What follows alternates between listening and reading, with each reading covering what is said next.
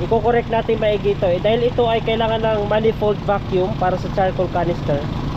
Kung ititrace ko yan, ito na kasi yan, ito. So nagkaroon ng T, ito yun, galing sa charcoal canister, galing doon. Ito po yun mga kaibigan, ito. Ngayon nag-T si sir, ito galing sa intake manifold, which is dito yan, ito yan, yan. Tapos ito naman nakakonekta din doon sa kabila, sa karburador. Ayan, good day mga kaibigan, Motozar. So galing ito ng Valenzuela pa, dumayo dito sa atin sa Pangasinan para lang daw ipatono, magpatono lang. So upon checking, okay yung makina. Siyempre nakarating ng Pangasinan, galing Manila pa yan. Alas 2 daw sila umalis, sila Sir Nelvic, ano sir? Galing pa po ng Valenzuela. So matibay loob ni sir. So okay ito, hindi siya ganun ka init, kagagaling lang nila sa biyahe. Pandarin nyo ka sir.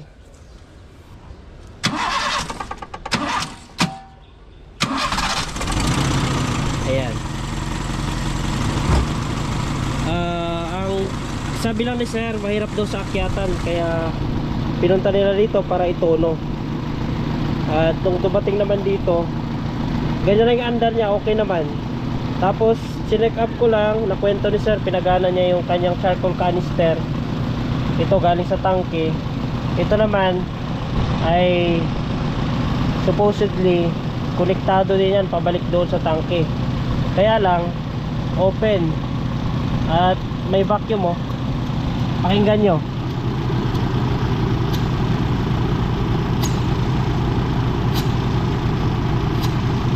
Yan, may higop. So tinakpan ko yan, tapos ni-rev, mas maganda yung response. Sige sir, i-rev nyo nga po.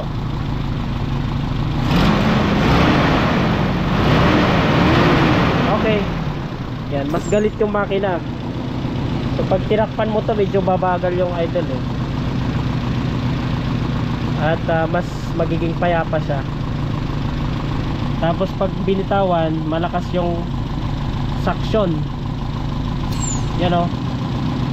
Ayan, nag-iiba rin andar. So i-condemn na lang yan, tatakpan lang to namin. So hindi naman masama yan, kasi ang hihigupin pa rin ng hangin na galing sa charcoal canister ay yung fumes galing sa gasolina. Ito kasi yun, galing sa tangke yan. Yung fumes mag-iipon dyan, higupin ito. Ngayon dahil open ito, ang nangyayari, nakakahigop lang din siya ng fresh air. So mas marami hangin, mayroong vacuum leak kasi diretso yan dito sa intake manifold Yun lang i-correct ko, tapos timing. Sa biyahe nyo sir, wala namang problema? Wala naman siyempre, okay naman. Kaso lang, ang concern ko lang talaga nito yung sa akyatan. Parang lang, mahina.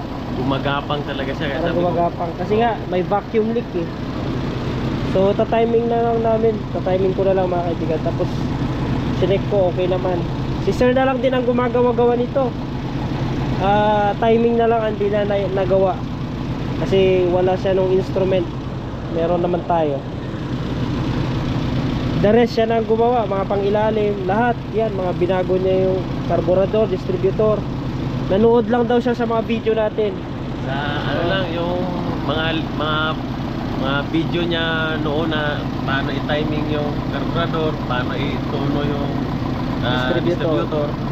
Doon lang, paulit-ulit na din yung tingin ko sa mga video na. Kaso lang, siyempre may kulang pa, kaya mas maganda. Dadalhin talaga sa eksperto para mas lalong gaganda pa. Kaya nga biruin mo, galing Valenzuela to, alas 2 sila umalis, alas 7 ngayon. Ayun, dito sila ngayon. Okay yung yan, Darna. Ito yung tinatawag na Tamaraw FX Darna. Tama ba? FX ba ito? Oo. Tinanggal ko yung pangalan kasi lubog.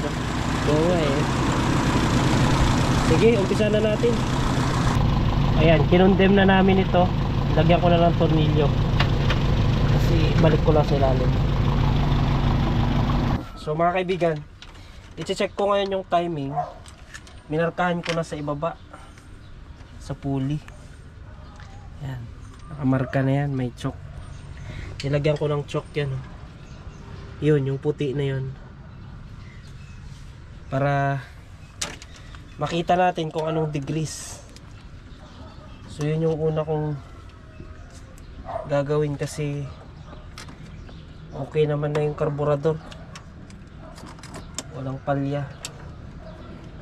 So check lang ng timing muna. Ito sa spark plug number 1 may arrow yan, so papunta sa spark plug. So ganyan, tapos i-check na natin. Sige sir, paandarin nyo po. Medyo bumaba yung idle nyan kasi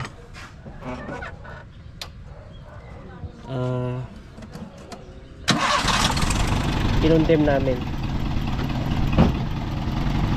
Ayan, medyo mababa yung idle nya kasi kinondem na namin doon. So ang gagawin ko, magtaas lang tayo ng konti.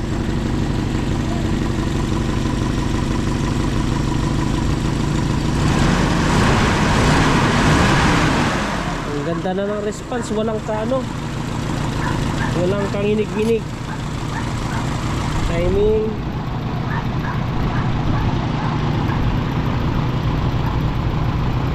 ayun, 0 degree. Naka 0 degree siya mga kaibigan. Si sir lang nagkabit ng ano niyan, distributor. Sinundan niya lang yung video ko, so nakita ko tama naman. So timing na lang gawin kong ano ba ang timing nito? Ayun, 8 degrees plus minus. Ayan o, 8 degrees before top dead center, plus minus. Pwedeng minus 2, pwedeng plus 2. So pwedeng 6 degrees hanggang 10 degrees. So lagay lang natin sa 8 degrees kasi contact point naman siya. So ngayon alamin ko muna yung kanyang RPM dahil walang RPM gauge ito. So, maganda yung kanyang ignition coil, yung dry coil.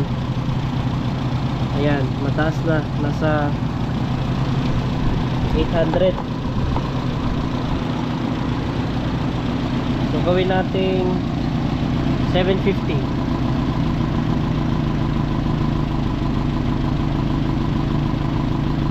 Yan, mas payapa, mas maganda.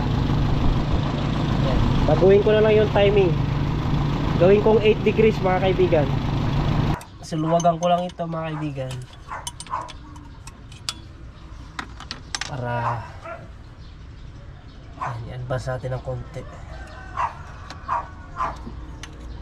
Ang tibay ng sakyan na ito kasi galing pa Valenzuela, dire-diretso biyahe daw nila ni sir eh. Walang hinto yan kasi doon lang nagpagasa Valenzuela tapos dire-diretso na takbo. Magkano na gastos nyo sa gas? Ay, Nag-full tank kayo, basta nag-full tank kayo doon. kalahati pa yung laman ng tangke tapos pinuno ko siya. Nagdagdag kami na 800. Tapos nakarating dito parang di naman umabot, di naman naubos yung kinarga namin. So pandarin nyo po.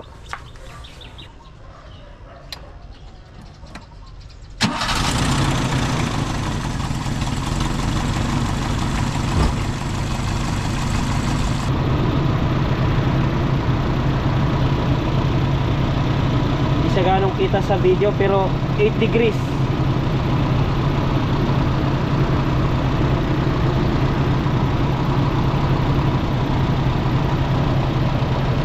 Kita ko na lang.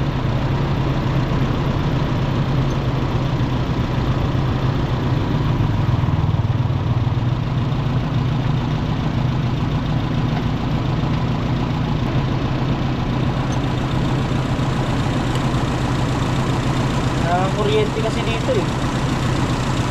Minsan eh.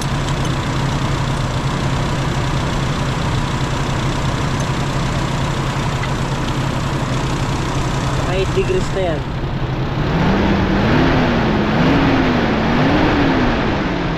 Yan, mas gumanda.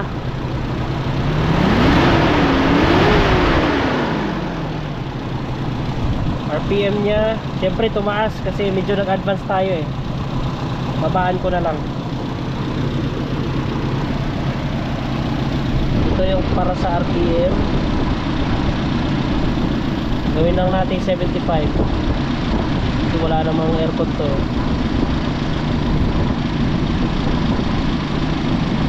Ayan lang muna. So yun lang, tiniming ko lang. Okay na yung timing, okay na rin yung RPM nya. Ngayon ang gagawin ko, i-correct natin maigi ito dahil ito ay kailangan ng manifold vacuum para sa charcoal canister. Kung ititrace ko yan, ito na kasi yan, ito. So nagkaroon ng T, ito yun, galing sa charcoal canister, galing doon. Ito po yun mga kaibigan, ito. Ngayon nag-T si sir, ito galing sa intake manifold, which is dito yan, ito yan. Yan.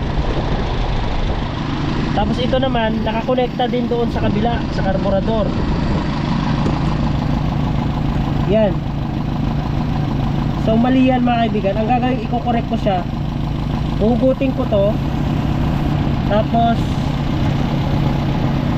i-condemn natin yan. Kasi hindi naman natin gagamitin. Yan. Ilagyan ko yan, takip. Ito, ginawa na nating T. So para sa power jet ng carburetor, ganito naman linya ng intake manifold.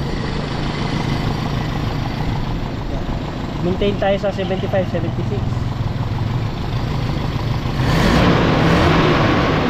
Wala nang bitin mga kaibigan. Mas maganda na yung kanyang arangkada. So ang ginawa natin, 8 degrees before top dead center yung ating tono ng ignition ay ng ating distributor para sa ignition timing. Yun lang ginawa natin. Tapos nag-condemn tayo doon yung singaw sa charcoal canister. So ibalik ko na lang yung cover, tapos test drive. Mga kaibigan, may dala kasi si sir na RPM gauge. Tinry lang namin at pinakita ko sa kanya kung paano ikabit para siya na lang daw maglinya, kasi wala din siya dalang wires. So green sa negative ng ignition coil, itong yellow and red sa positive ng battery, tapos syempre yung black sa ground na yan. So yan, gumagana 750. Ayan, 750 yan. Tapos pag i-rev natin, kung napansin niyo, payapa yung andar niyan.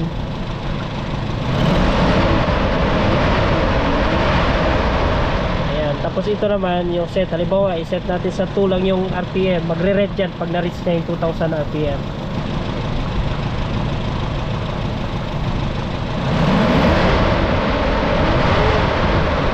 Ayan, magre-red. Gumagana yung kanyang shift light. Alright. Ayan mga kapatid, test drive lang namin.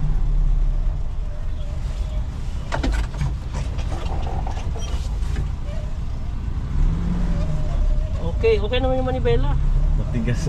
Hindi man, tama lang.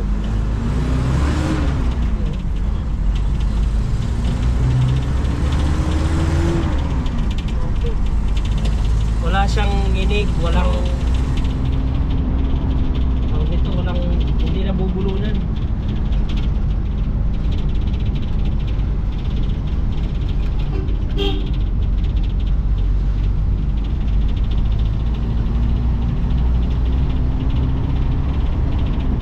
Yan, try namin sa labas mga kaibigan.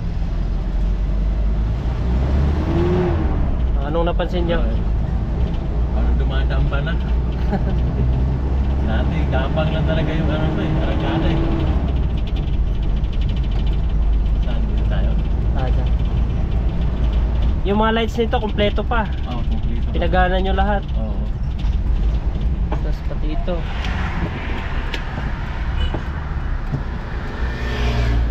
Pwede pang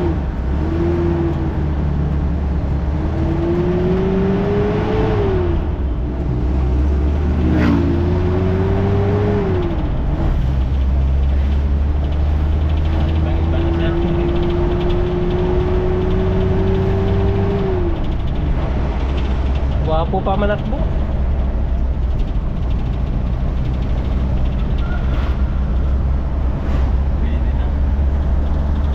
Okay naman na yung respond. Okay na rin yung response sir. Anong masabi nyo na? Ano na siya, parang responsive na yung makina. Kumbaga kung ano yung gusto mo, nagagawa na niya. Hindi na siya parang hirap. So yun lang, shout out pala kay sir. Galing pa ng Valenzuela ito para lang pagpatono talaga dito. Sir Nelvic, no sir? Kasama po niya si Mrs. po nila. Yan, dumating sila kanina alas 7. After anong oras na ba? Ano oras naman? Mga 7 ano na yata, 7:50 siguro. After na matono natin, babalik na po sila ng Maynila. 8 na. So dadaan pa sila ng Nueva Ecija. So thank you for watching Eli Motor Motozar, your DIY master. Thank you. Thank you sir.